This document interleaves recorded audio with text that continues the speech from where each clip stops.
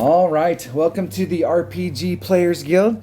Today we're going to be talking about how to build a character. So if you're never built a character before, never played, don't know the process, when you look at all of the stuff that's online about playing D&D and all of the different books that are out and all of the different optional rules and rules that have been modified by different books, it can be slightly overwhelming, but it's super fun and it's pretty simple. So let's get started. As always, if you like the channel, please hit subscribe down at the bottom. If you like the video, hit like. That always helps. And whenever you're buying stuff, it's the best way to do it, if you're trying to get into the game, is to find your local game store, someplace that hosts games, that has all the books. Obviously, we can buy all of this stuff online, but we really want to support those local game stores where we can go play and we can meet new people. Now, I'm shooting this video in January of 2021. We're in a worldwide pandemic with COVID, and so obviously getting together with big groups of people is not possible at this particular moment. So there are a lot of options for playing online with like Roll20, and we'll talk, and I'll shoot some videos about talking about online forums where you can play. But what you can do is you can go in those stores to buy all your stuff and really support your local stores. When you're buying dice, you're buying books, anything like that, support your local stores. My local store is Wild Thing Games in Salem, Oregon. And find your local store, go on Google, Yahoo, whatever your search engine is, type in your city and game stores and go find one. There's 3 game stores in Salem. 2 of them are just focused on video games. But this store right here is the one that we really want to keep in business. We really do not want to lose that store. It's the only one. All right, Player's Handbook. Let's talk about rolling up a character. So page 11 of your Player's Handbook. Page 11 talks about step-by-step building your character. So the first step in playing an adventure in Dungeons and Dragons game is to imagine and create a character of your own. Your character is a combination of game statistics, role-playing book hooks, and your imagination. Just there in the first 2 sentences, imagination. This game is all about your imagination. So imagining what your character can do or what you want to be. Realistically, if you've never played the game before, maybe it's you and a couple friends, or you and some siblings, and you're at home, or you've got that little bubble of people where you've got that your best friend lives next door, and you guys want to start, or you guys and gals want to start doing something, and this game is for everyone. This is not. That's the cool thing about this game, is that there isn't any of that stuff. It's boys, girls, anybody can play this game and have tons of fun. So bringing your imagination to the table and rolling up that first character. The first thing that you want to do, there's 3 steps to rolling up a character. The main 3. And step number 1, let's get back up here, and I'll write these out and then we'll go over them. You're going to pick a race. So do you want to be a human, an elf, a dwarf? Start off with, when you first start playing, it's always best to start off with a first level character. Because what happens with a first level character is you can go from first level and you can go to second, and you can see the dynamic and you can see the things that you're picking. If you're starting off and you've never played before and you're wanting to start off with, you can see what you want to be down the road. Like, wow, but that might be like a 16th or a 17th level character. And when you're first starting, it's really important to learn mechanics and to learn how the process works. And so starting off with low-level character, starting off with a first-level character, and then building it up and going through the adventures and getting excited about what you could get, what you could possibly get at second level or third level. The one thing I will say about building a character is when you first start off, when you're building a character, you can have a concept of what you want in your mind, but when you sit down with your dungeon master or your game master, and I'm going to use dungeon master because we're playing D&D, it's Dungeons and Dragons. I'm the dungeon master. So when you're playing D&D and thinking of a concept, don't get too married to it, because the current character that I'm playing, I had an idea of what I wanted that character to be, but after my first adventure, I got put on a different path that I didn't anticipate, and it changed where my character was going. And so if I would have started off with a higher level character with my original concept, I would have a totally different character right now than what I have. But the character that is developed through the game and through the life experience that my characters had is now, it's such a fun character to play. So you're going to have to work with your DM when you're building these characters. Number one, what level are we going to start off at? Ideally, it's going to be a low level character. And talking to your DM about what races they're going to allow and how they want to roll up points is going to make a big difference. Maybe your DM only wants to play with the basic races that are in the player's handbook. Maybe they've got a copy of Xanathar's Guide or Tasha's, or they've got some other books and they're going to include some other races in there. Maybe there's some optional rules in some of those that they're going to allow. So you're going to have to get together with your DM to find out what they want. So you can kind of have an idea, but you're going to need to sit down and talk to your game master when you're rolling up a character about what's in the game. So don't get too caught up and I want to play this, and then when you find out that your dungeon master is not using that race or not doing that optional role, you don't want to get your heart broken. The other thing is a lot of times people will have a build where they'll take a character and they'll build it from level 1 to level 20. And when they get to the table, the DM says, okay, we're going to start at level 1. But you've seen all of the possibilities that can happen when you get to level 20. And now you've went from having a high of building a character to now you're on a low that, wow, I'm going to start off at level 1 instead of level 20. I like to just have a basic concept of what my character is going to be and what that character is going to do. And then allow the game to dictate what I'm going to do with that character as I continue to play it. So the first thing we need to do is we're going to pick out a race. Then you're going to pick out a class. Are you going to be a fighter? Are you going to be a paladin? Are you going to be a cleric, a druid, a wizard, a warlock? Personally, for me, if I was DMing brand new people or if I was a brand new character, for my class, I would pick a martial class, somebody who uses weapons. I would pick a fighter, a barbarian. I would pick somebody who's less on the spell casting and more on the combat. There's a lot of combat in D&D. It's in some games that is the game.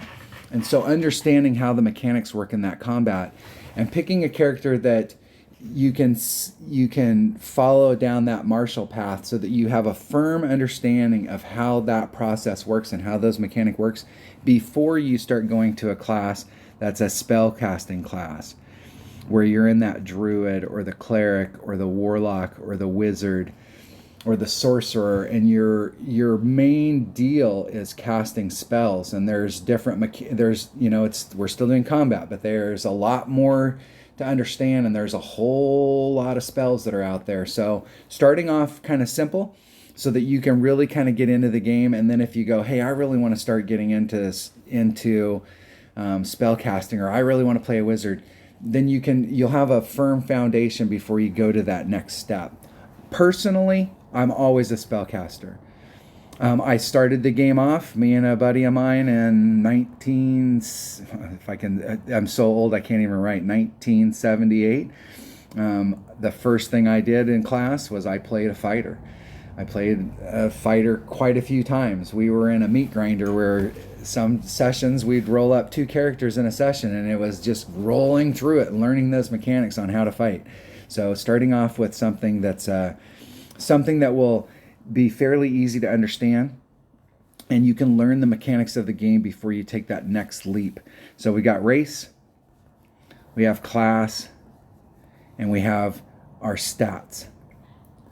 And our stats are strength, dexterity, constitution, intelligence, wisdom, charisma. And I'm going to talk about all of the races and all of the classes and all of the stats, but it'll take a bunch of videos to fill in all those spots. So we're just going to cover the high points today. So in those stats, we're going to roll up those stats, and your DM is going to dictate how they want to roll them up. So you have several choices. The choice that's in the book is starting off with, you can use 4 die 6, and you take out the low one. So hold on one second. Hold on. All right. Rookie, I'm telling you. Okay, so determining ability scores. So we have some options here. I have a digital dice here. You can RPG simple dice. So we do 4 down here at the bottom. You can see down here at the bottom, I'm going to do 4 die 6.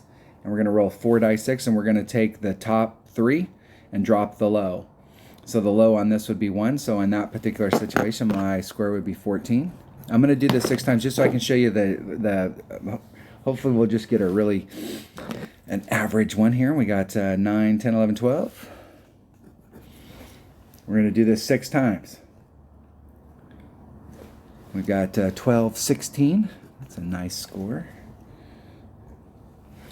Here we've got 11. Very nice score.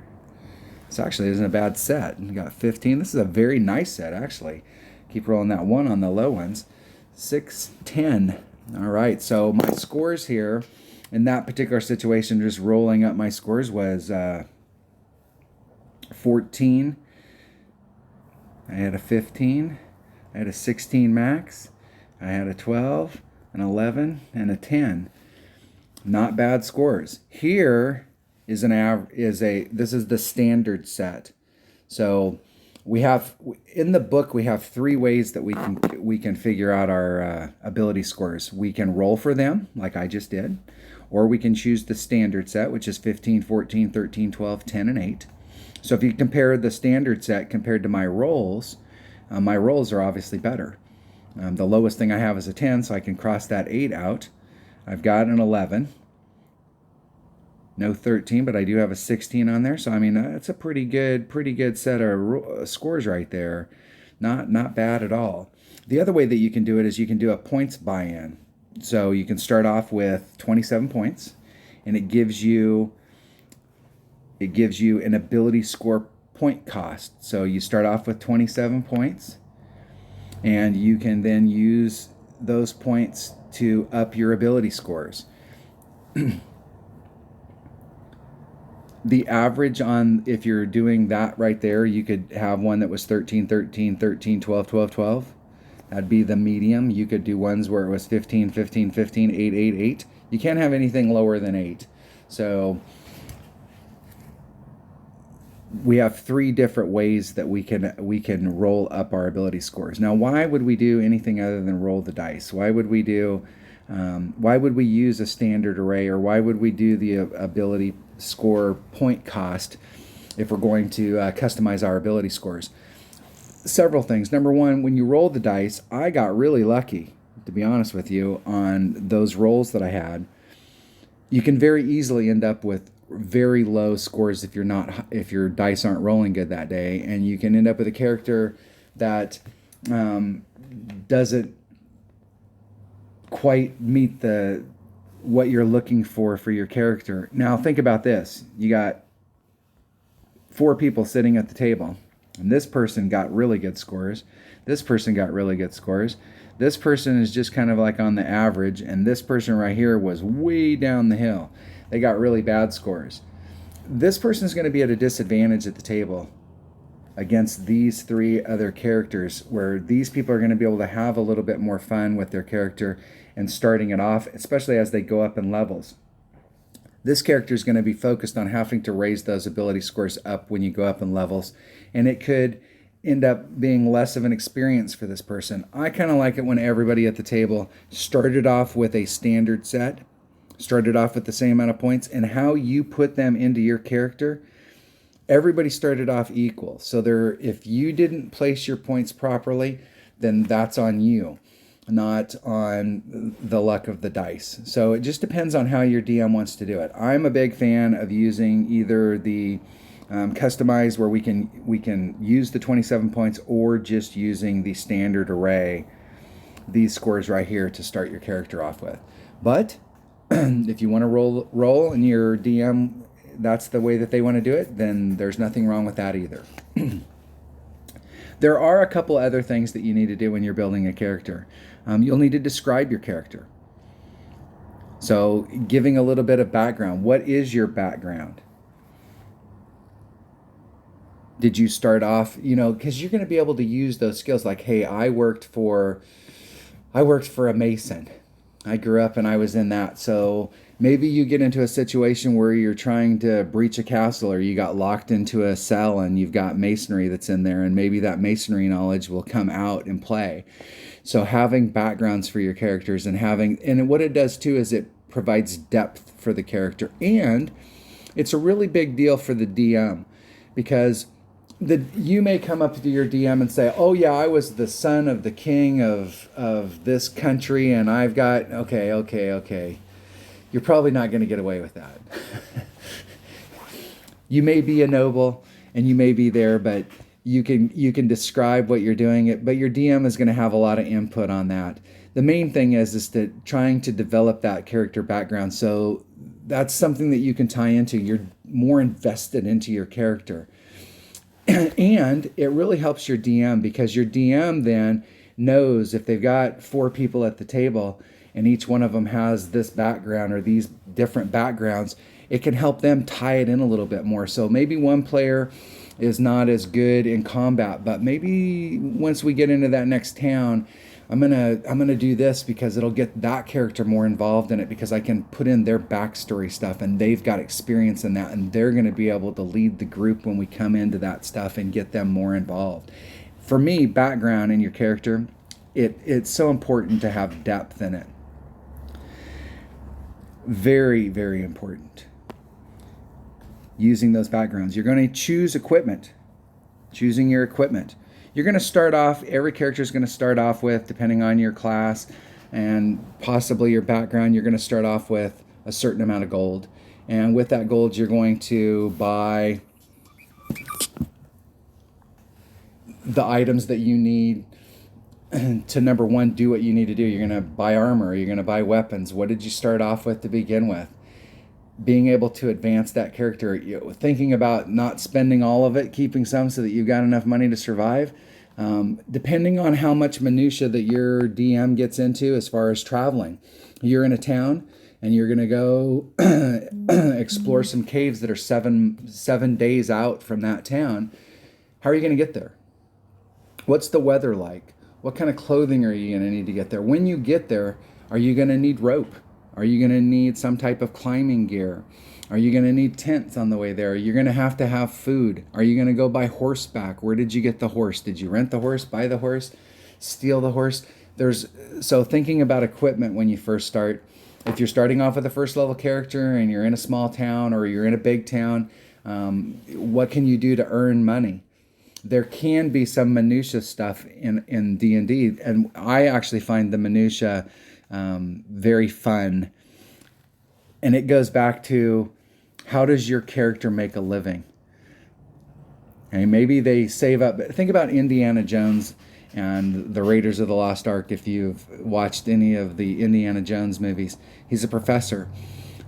If you think about how much time he spends out in the wilderness doing adventuring, and how much time they do doing research and trying to find that cave. And once they find that cave, doing a little bit of like, well, what are we going to need when we get there? Maybe somebody went out there and scouted it and you were able to get some information. Maybe your team, and I've had to do this many times, where we've gone to an area, we've checked it out, and we've found that we didn't bring the right equipment. So we did as much investigation as we possibly can. We found out that we couldn't go any farther. No big deal. We went back.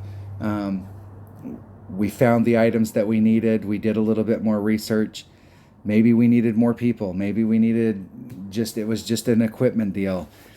So having all of that stuff, trying to think ahead, working with the team, like maybe we all don't need to spend our money buying rope and harness kits so that we can do climbing. Maybe only one of us has to do it. Or maybe we just pull our money together and we buy one for the team.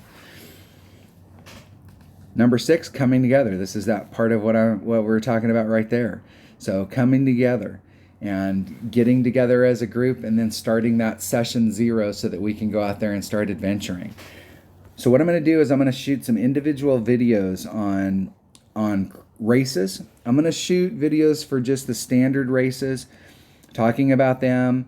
One of the things I want to point out is using optional roles. So just recently, Tasha's Cauldron of Everything came out, and Tasha's did what one of the things about D&D and why it's been so successful is that it's constantly growing. They don't put out a set of rules. This isn't like, it's like a lot of video games. They come out and then 8 years later they may have had one mod, but it's the same exact game, and so it starts to get a little bit old. And what D&D is doing is it's a constant evolution in the game, and Tasha's changed races. And there are some optional rules. I'll talk about those optional rules, but what we want to start off with is if you've only got just your player's handbook and your dungeon master guide and a monster manual, and you're just playing straight out of those books, just play straight out of those books. If you don't feel comfortable when you first start, or if you've got a brand new group and one of you's rolled and you got unlucky and you're the DM, or maybe you feel like you got lucky and you were the DM, you don't have to put in all of these optional rules that are from these other books. Just start off with the basic stuff and go along. But I will say that in Tasha's, what we do with the races is very key, and we'll talk about all of that. So I'm going to shoot some videos for individual races, and we'll go through, but the basics for starting off, choose a race, choose a class, let's get our ability scores, let's get our statistics, our stats, and those 6 stats that I talked about are going to make all of the rest of the numbers in it populate. Well, I'll pull up a character sheet so that we can talk about how to start writing those numbers down. We're going to pick equipment, set up our background, we're going to describe our character, choose equipment, and then we're going to get together as a group, and then let's start playing. All right. Next video, I'll start talking about races, and I'll do races individually. I'll set these up in a playlist so that this will be at the top of the playlist, and then we'll go from there. Thanks for watching. And like always, if you like the videos, hit subscribe down at the bottom.